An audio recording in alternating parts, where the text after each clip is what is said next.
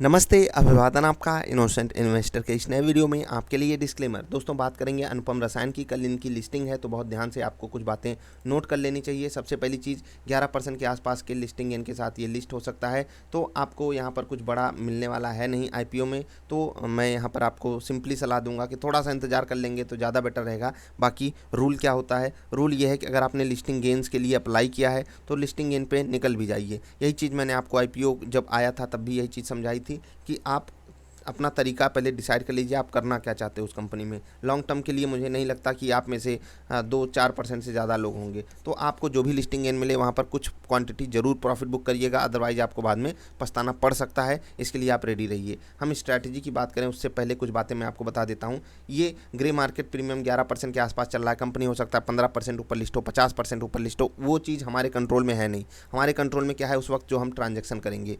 Listing gain मिलता है, exit कर जाइए, क्योंकि बहुत सी कंपनियां, बहुत से आईपीओज आपको फंसा कर रखे हैं। प्रोबेबिलिटी यही बनेगी, आपको भी ये बात समझनी चाहिए, प्रोबेबिलिटी यही है कि आप भी फंस जाओगे। तो आपको बहुत ज़्यादा ऑप्टिमिस्टिक नहीं हो जाना है, लेकिन ऐसा भी नहीं पेसिमिस्टिक हो जाओ, क्योंकि लोगों ने अप्लाई किया है, कंपनी प्रीमियम पे चल रही है, इसका मतलब लोगों को कुछ तो इंटरेस्ट है। उस इंटरेस्ट को आपको खुद से समझ में बिठाकर समझना पड़ेगा। अब हम स्ट्रैटेजी की बात करेंगे। स्ट्रैटेजी मेरी किस तरीके से काम करती है उसके लिए फिर से यही रिक्वेस्ट करूँगा आपसे, क्या कि इससे पहले जो आईपीओ मैंने डिस्कस किया था, इज़ माई ट्रिप, उसको ज़रूर जाकर लिस्टिंग स्ट्रैटेजी देख लीजिएगा। उसके चार्ट को खोलकर देख लीजिएगा वहाँ पर कैसे काम की है, तभी इस पर फोकस कीजिएगा। क्वांटिटी बहुत कम रखिएगा, मैं आपको समझा रहा हूँ। 615 से 618 के आसपास लिस्ट हो सकता है। मान लेता हूँ मैं 610 के आसपास इसकी लिस्टिंग होती है। आपको क्या करना है?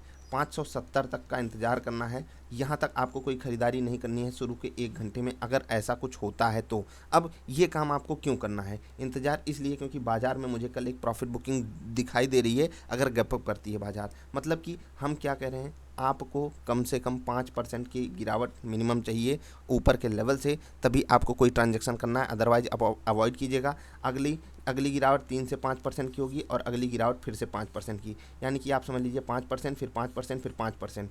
यहाँ पर आपको पैसा कितना डालना है? 20%। मान लेता हूँ आपको 10 शेयर खरीदने हैं, 2 यहाँ पर खरीदिए, ठीक है, फिर 3 यहाँ पर खरीदिए और 5 यहाँ पर खरीदिए। आपका एवरेज बहुत ही बेहतरीन आ जाएगा और स्टॉक रिवर्स करेगा। तो आपको टारगेट कहाँ लगाना है? टारगेट आपको लगाना है 5 से 6% पे, स्टॉप लॉस आपको लगाना है 3% पे। ये आपको याद रखनी है बात, ठीक।